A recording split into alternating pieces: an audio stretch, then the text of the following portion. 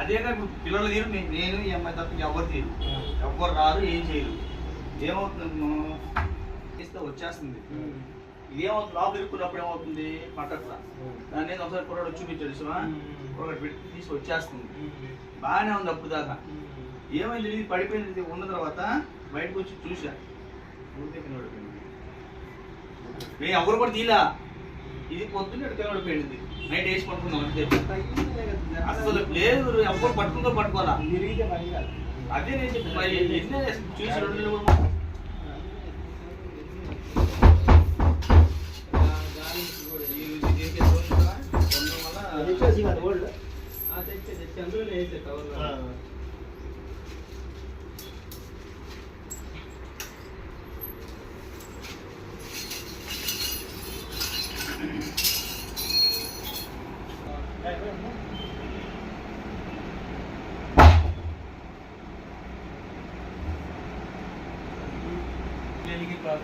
పడేది కాలం మోడల్.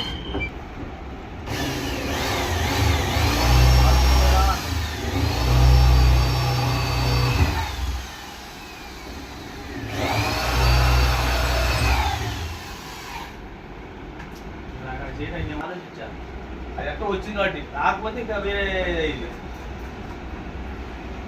పండగ టైంలో బయట కూడా వెళ్ళలేకపోయాం. ఒక మనిషి ఇంట్లో కాపలా పెట్టుకుని తలుపులు పెట్టి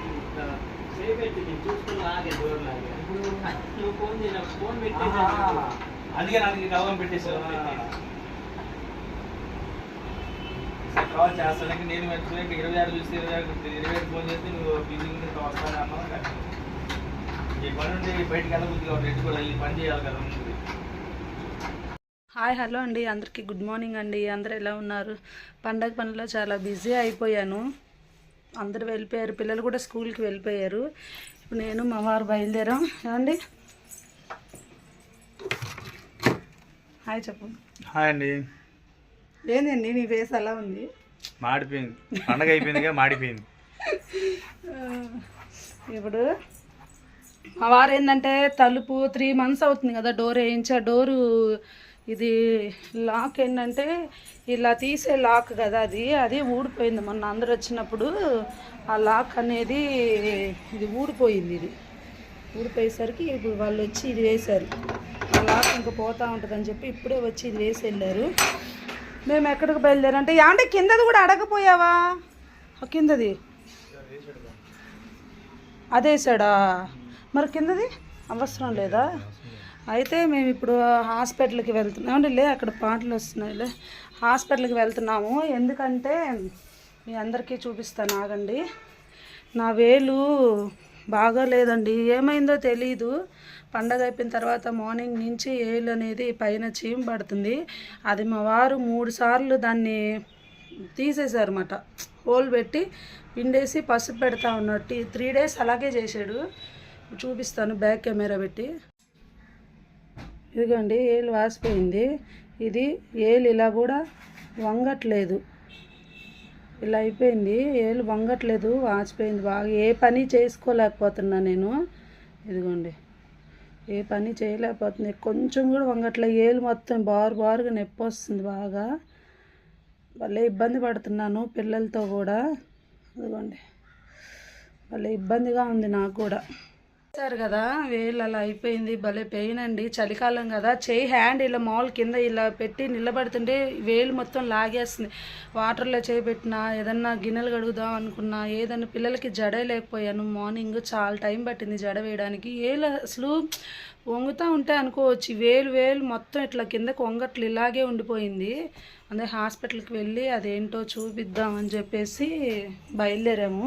తీస్తాను హాస్పిటల్ దగ్గర కూడా వీడియో తీస్తాను. చూడడానికి అంత చిన్నదిగా ఉన్నా అస్సలు పెయిన్ అస్సలు భరించలేకపోతున్నానండి. చలికాలం కదా, పెయిన్ ఎక్కువగా లాగి పడేస్తుంది వేలు మొత్తం. అది ఏమైంది, ఏం దెబ్బ తగిలింది కూడా నాకు తెలీదు. దాన్ని 3 times మా వారు ఇలా హోల్ పెట్టి అదంతా తీసేసి పసుపు వేశారు. తీసేసిన మళ్ళీ 1 hourకే మళ్ళీ వచ్చేస్తుంది. అలాగా ఏమైందో తెలియలేదు. డాక్టర్ దగ్గరికి వెళ్తే తెలిసిద్ది. వెళ్తున్నాను, అక్కడ కూడా వీడియో తీసి ఏమన్నారో వీడియోలో పెడతా. ఏలు మొత్తం నొప్పి వస్తుంది.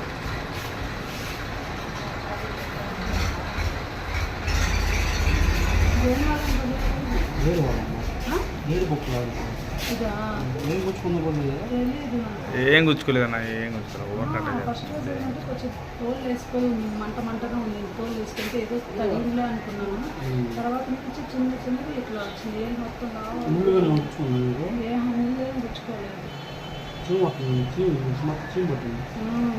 అదే నొప్పిగా ఉంది ఏం మొత్తం.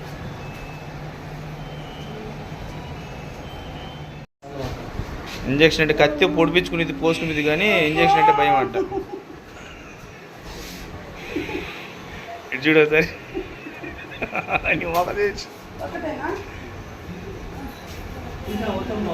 అన్నా తీసి వచ్చేసి ఊరకట్ట అట్లా ఊరకట్ట అనేసి తెచ్చేలే. తడిగేటప్పటికి ఇబ్బంది,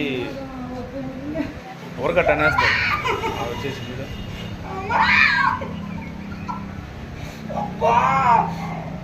వచ్చేసిందిలే, ఆగు కంగారు పడము.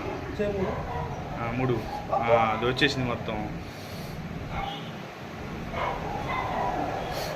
ఇంకేముంది దాంట్లో?